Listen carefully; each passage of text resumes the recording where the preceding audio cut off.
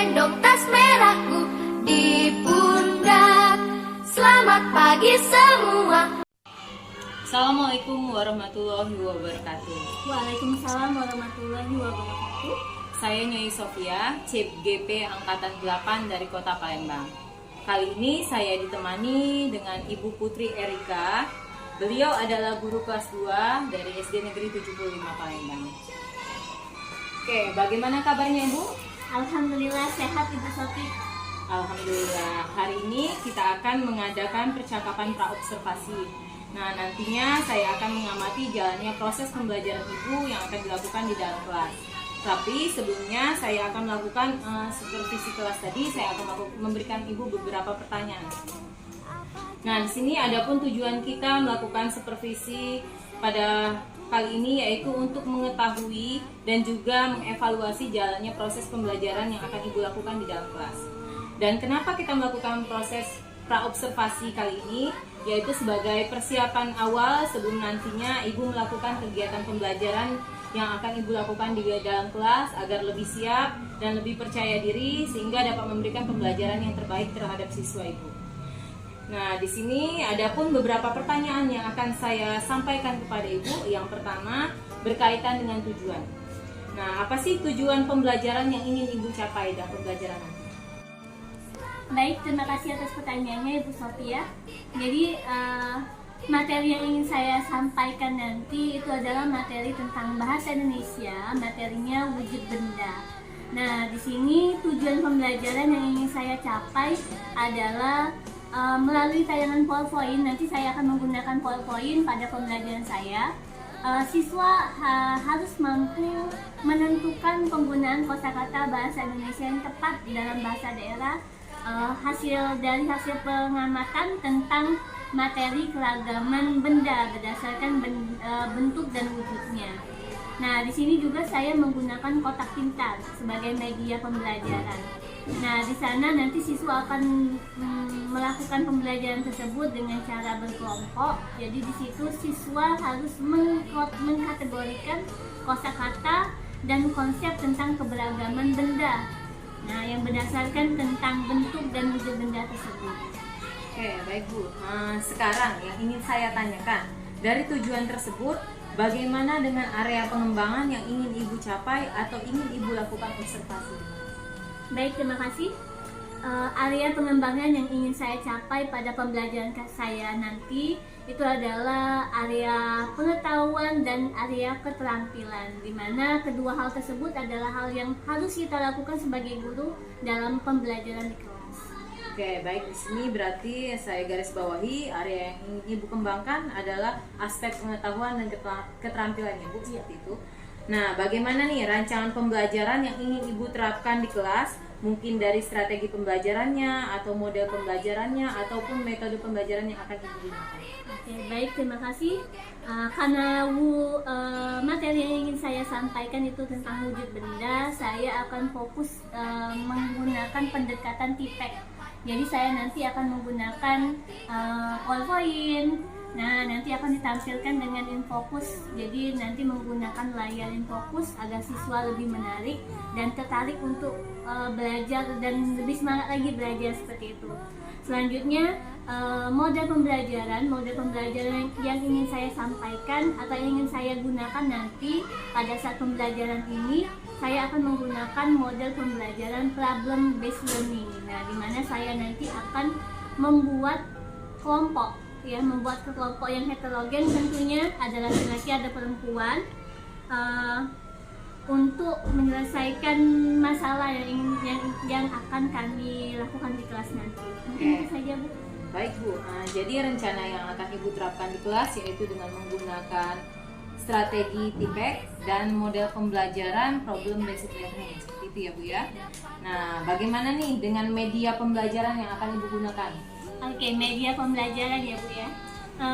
Karena tadi menggunakan materi wujud benda, saya akan menggunakan dua media. Media yang pertama itu adalah media konkret, media yang nyata. Jadi karena materi tentang wujud benda yaitu benda cair, benda padat, dan benda gas, saya akan mempersiapkan contoh-contoh dari benda tersebut.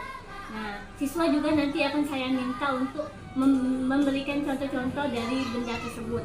Nah, siswa nanti juga akan memberikan contoh yang dekat dengan mereka, misalnya karena mereka membawa botol minum, nanti bisa mencontohkan benda cair dengan botol minum seperti itu.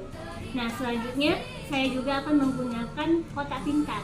Nah, kotak pintar ini akan saya gunakan ketika pembelajaran secara berkelompok. Nanti siswa akan mengkategorikan benda-benda berdasarkan wujudnya. Mana misalkan minyak sayur, misalnya nanti ada minyak sayur, nanti termasuk benda padat, benda gas atau benda cair seperti itu. Jadi nanti mereka akan memasukkan ke dalam kotak pintar tadi. Iya, nanti kotaknya ada 3 ya, ada kotak benda padat, ada kotak benda cair, dan ada kotak benda gas. Oke, kira-kira nih, kapan Ibu akan melakukan pembelajaran tersebut? Di hari apa, jam keberapa, kira-kira seperti itu. Oke, baik. Insya Allah saya akan melaksanakan pembelajaran ini pada hari Rabu, tanggal 6 September 2023. Karena saya masuknya siang ya Bu Sofi ya, jadi insya Allah saya akan melaksanakan di kelas saya di pembelajaran pertama itu di jam 12.10. Oke, nanti hari Rabu jam pertama jam 12.10 ya Bu ya. Saya akan datang ke kelas Ibu, saya akan melakukan supervisi kelas dan akan melihat jalannya pembelajaran di kelas dan mencatat hal-hal apa saja yang terjadi di dalam kelas Ibu ya Bu ya.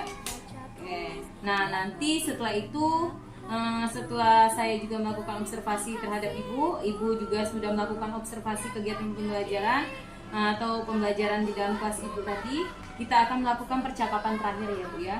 Nah, percakapan terakhir ini adalah percakapan pasca observasi, di mana yang nantinya akan didampingi juga oleh pengajar praktik saya.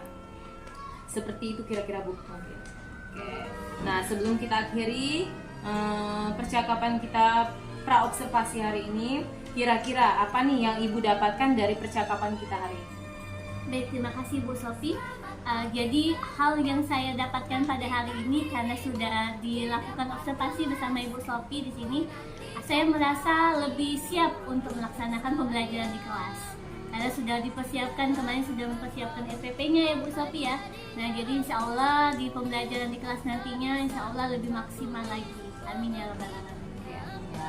Baik Bu, terima kasih untuk waktunya hari ini, sudah bersedia berbincang-bincang dengan saya, sudah menyiapkan waktu untuk bersama saya hari ini untuk percakapan pra-observasi, dan kita akan bertemu lagi pada kesempatan di kegiatan observasi di kelas Ibu nantinya.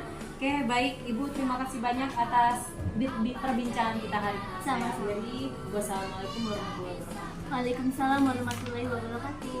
Oke, demikianlah percakapan kita hari ini. Sampai bertemu di kegiatan observasi. Nanti kita akan ke kelas Ibu Putri untuk melihat kegiatan pembelajaran yang dilakukan oleh Ibu Putri di dalam kelasnya. Setelah itu juga kita akan melakukan percakapan pasca observasi nantinya. Saya akhiri untuk pra-observasi hari ini. Wassalamualaikum warahmatullahi wabarakatuh. Waalaikumsalam warahmatullahi wabarakatuh. Merahku di pundak. Selamat pagi semua, ku nantikan dirimu di depan kelas.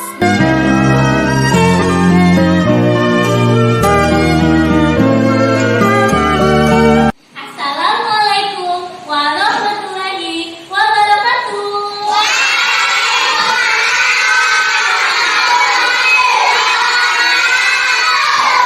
Mantap. Nah, sudah semangat sekali jawab salamnya. Ibu Putri mau tanya dulu nih,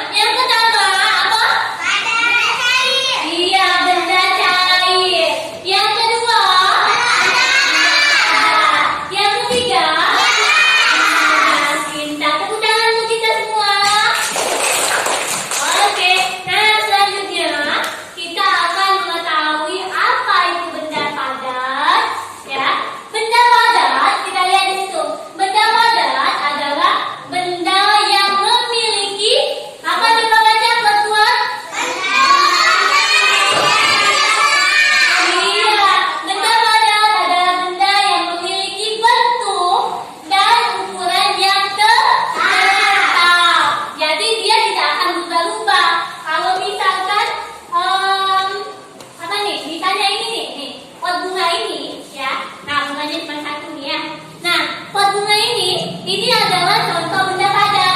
Betul? Ya. Nah, kalau misalnya pot bunga ini ibu taruh di sini, berubah tidak? Tidak, dia tidak akan berubah. Kalau misalnya ibu nih, misalnya terjatuh dia, kayak gini terjatuh. Nah, ya. Nah, kira-kira pot bunganya akan berubah bentuk? Tidak. Nah, artinya itulah benda padat adalah benda yang memiliki bentuk dan ukuran yang sama. Dia tidak akan berubah. Oke? Paham? Oke, kedua tadi benda apa? Nah, benda cair. Coba Ibu Putri mau minta tolong sama Silvi. Silvi, tolong bacakan apa itu benda cair, Silvi? Benda yang memiliki ukuran yang tetap, tetapi bentuknya berubah-ubah sesuai dengan tempatnya atau wadahnya. Oke, tepuk tangan buat Silvi. Nah, ya. Oke, betul sekali. Jadi benda cair itu benda yang memiliki ukurannya tetap, ya, ukurannya tetap. Misalnya kalau airnya ini kayak gini lah, ya, segini. Airnya segini. Tetapi bentuknya berubah-ubah sesuai dengan tempatnya atau wadahnya, ya. Jadi misalnya air ini di dalam botol nih, artinya dia menyerupai botol. Kalau misalnya air ini ibu masukkan ke dalam piring, dia akan menyerupai piring. Betul sekali. Nah, jadi kalau misalnya ibu masukkan air ini ke dalam baskom, dia akan menyerupai apa? Pinter, akan menyerupai baskom. Oke, sekarang sudah siap. Kita akan mengumpulkan atau mengkategorikan wujud benda berdasarkan benda padat, benda cair, dan benda gas. Siap? Oke, sekarang silakan taruh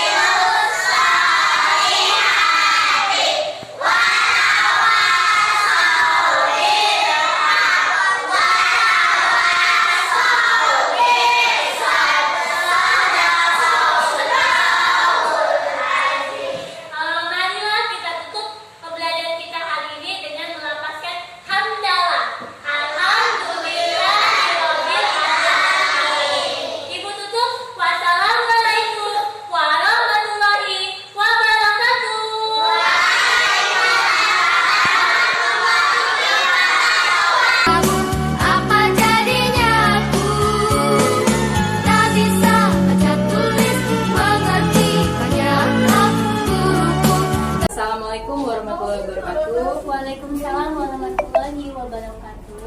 Berjumpa lagi di percakapan pasca observasi bersama Ibu Putri Erika, guru yang diobservasi kemarin, dan ini Ibu Erika Wati selaku pembimbing praktik saya, dan saya sendiri Nyai Sofia di Sekolah SD Negeri 75 Palembang. Nah, di sini kita akan melakukan percakapan pasca observasi dari kegiatan observasi yang sudah dilakukan Ibu Putri Erika. Baik Bu, di sini saya akan memberikan beberapa pertanyaan terkait kegiatan observasi yang sudah Ibu lakukan di kelas. Nah, kegiatan pasca observasi ini dilakukan dengan tujuan untuk mengevaluasi sejauh mana kegiatan pembelajaran yang sudah Ibu lakukan di kelas. Baiklah Ibu, untuk pertanyaan pertama nih, bagaimana perasaan Ibu terkait kegiatan pembelajaran yang sudah dilakukan di dalam kelas kemarin? Baik, terima kasih Bu Nyai Sofia atas pertanyaannya. Jadi perasaan saya setelah menjalani observasi ini, saya merasa lebih senang sekali plong karena sudah selesai melaksanakan observasi itu ya. Banyak sekali ilmu yang baru juga saya dapatkan ketika menjalankan observasi ini. Oke, berikutnya nih, bisa diceritakan kembali apa sih aspek yang Ibu kembangkan dalam kegiatan pembelajaran yang sudah Ibu lakukan kemarin? Oke, baik. Area pengembangan yang saya kembangkan di kelas pada saat observasi ini lebih ke pengetahuan dan keterampilannya, Bu. Oke, berarti yang Ibu kembangkan kemarin di area pengetahuan dan keterampilan. Kemudian bisa Ibu ceritakan tidak langkah-langkah kegiatan pembelajaran yang sudah Ibu lakukan di dalam kelas? Baik, terima kasih. Mengenai langkah-langkah sendiri, saya kan kemarin mengajar di kelas 2. Di situ di materi bahasa Indonesia mengenai wujud benda. Nah, di situ saya menggunakan model pembelajarannya PBL, Problem Based Learning. Selanjutnya, karena menggunakan Problem Based Learning tadi, otomatis saya melakukannya dengan kerja kelompok ya Bu ya. Nah, jadi ada kegiatan kelompok, ada juga kegiatan presentasi seperti itu. Oke, nah dari area pengembangan yang sudah Ibu katakan tadi, kira-kira nih dari pembelajaran yang sudah Ibu lakukan, apakah sudah terrealisasi atau tidak? Ya baik, kalau ditanyakan sudah terrealisasi atau tidak, ya jawabannya iya, sudah terrealisasi. Dilihat dari nilai, dari aspek pengetahuan, kognitifnya, nilai-nilai anak, ada peningkatan ketika saya menggunakan model ini. Dan saya juga kan kemarin menggunakan medianya kotak pintar. Seperti itu. Jadi menuntut anak juga untuk aktif di dalam kelas. Oke, berarti di sini ada pengembangan yang menurut Ibu sudah dilaksanakan dengan baik. Kira-kira nih dari kegiatan pembelajaran yang sudah dilakukan, apakah menurut Ibu masih ada kekurangan yang harus diperbaiki atau gimana? Iya, mengenai kekurangan sendiri, waktu ketika saya melaksanakan observasi ini ada yang kurang sedikit Bu, seperti itu. Saya lupa menyebutkan tujuan pembelajarannya, padahal itu salah satu hal yang paling penting ya Bu dalam pembelajaran. Memang tidak menyebutkan secara tersurat, hanya saja menyebutkannya atau memberitahu anak itu secara tersirat saja. Selanjutnya, di sisi lain saya juga sudah melakukan pembelajaran berdiferensiasi, namun masih secara umum, belum terlalu belum terbagi-bagi berdasarkan gaya belajar siswa itu. Intinya saya bisa terus berkata, mungkin itu. Oke, jadi menurut Ibu di sini ada pengembangan sudah dilaksanakan, tapi masih ada beberapa kekurangan. Nah, memang kemarin saya lihat pas observasi, memang di situ Ibu belum menyampaikan secara langsung tujuan pembelajarannya. Jadi siswa kurang memahami apa tujuan yang akan disampaikan, yang akan dicapai pada saat pembelajaran. Iya. Tapi semuanya sudah cukup baik. Dari kekurangan-kekurangan yang Ibu sampaikan tadi, Ibu belum mengelompokkan siswanya berdasarkan gaya belajarnya tadi ya. Nah, dari situ kira-kira apa sih yang akan Ibu lakukan pada proses pembelajaran pada kegiatan berikutnya? Baik, setelah ada pengalaman nih seperti itu kan dari menjalani observasi bersama dengan ibunya itu kemarin, saya semakin ya semakin termotivasi untuk melakukan pembelajaran yang lebih baik lagi ke depannya. Misalnya dengan menggunakan media pembelajaran, model pembelajaran yang bervariasi juga, tidak istilahnya itu menghidupkan kelas dengan hal-hal yang lebih bervariasi seperti itu, tidak monoton. Dan selanjutnya juga saya akan lebih mematangkan lagi dalam proses pembelajaran dan diferensiasi. Mungkin itu saja, Bu. Oke, mudah-mudahan apa yang Ibu rencanakan tadi bisa terrealisasi secepatnya, dan pembelajaran di berikutnya akan lebih baik lagi dari sini. Oke, nanti saya tunggu cerita-cerita Ibu ke depannya gimana terhadap proses pembelajaran yang akan dilakukan. Tapi kira-kira nih, kapan pembelajaran yang akan Ibu rencanakan ini akan dilaksanakan? Baik, karena juga butuh proses ya Bu ya, butuh persiapan, misalnya berangkat pembelajaran atau seperti itu. Insya Allah segera ya Bu, segera akan dilaksanakan. Jadi Ibu akan menyiapkan dulu materi-materi pembelajarannya untuk dilaksanakan pada pembelajaran diferensiasi berikutnya. Iya. Nah, dari kegiatan percakapan kita pasca observasi hari ini, Bu, kira-kira apa yang dapat Ibu simpulkan atau Ibu refleksikan yang Ibu ambil dari pembicaraan kita hari ini? Baik, jadi kan saya cerita sedikit ya Bu ya, sebelum melaksanakan observasi kemarin saya kan berpikir apa nih yang harus diajarkan, menggunakan media apa, menggunakan model apa. Nah setelah itu berarti saya mempersiapkan dulu perangkat ajarnya segala macam. Artinya yang perlu kita garis bawahi, guru harus memang benar-benar siap dalam mengajar seperti itu. Selanjutnya mengenai media pembelajaran, model pembelajaran, guru harus lebih banyak pemahamannya mengenai itu seperti itu. Dan juga proses pembelajaran menggunakan diferensiasi, jadi itu juga akan kedepannya akan saya gunakan lebih bagus lagi seperti itu. Oke, jadi akan Ibu rencanakan gunakan lagi Iya. biar nanti Ibu bisa mengelompokkan anak-anak sesuai dengan gaya-gayanya seperti Iya. itu ya. Oke. Baiklah, terima kasih atas tanggapan dari Ibu Putri. Kegiatan kita pasca observasi ini, semoga nanti ke depannya Ibu Putri dapat melaksanakan pembelajaran yang lebih baik lagi. Terima kasih juga atas waktunya, sudah memberikan waktu untuk kita berbicara hari ini untuk melakukan kegiatan pasca observasi. Baiklah, akhirnya kegiatan rangkaian supervisi akademik dari awalnya kita melakukan pra-observasi, kemudian kita melakukan observasi pembelajaran di kelas, dan terakhir kami sudah melakukan kegiatan pasca observasi. Semoga kegiatan yang sudah dilakukan akan membuat Ibu Putri akan lebih baik lagi melakukan pembelajaran di dalam kelas. Saya ucapkan terima kasih kepada Ibu Erikawati dan Ibu Putri. Saya akhiri, wassalamualaikum warahmatullahi wabarakatuh. Waalaikumsalam warahmatullahi wabarakatuh. Apa jadinya?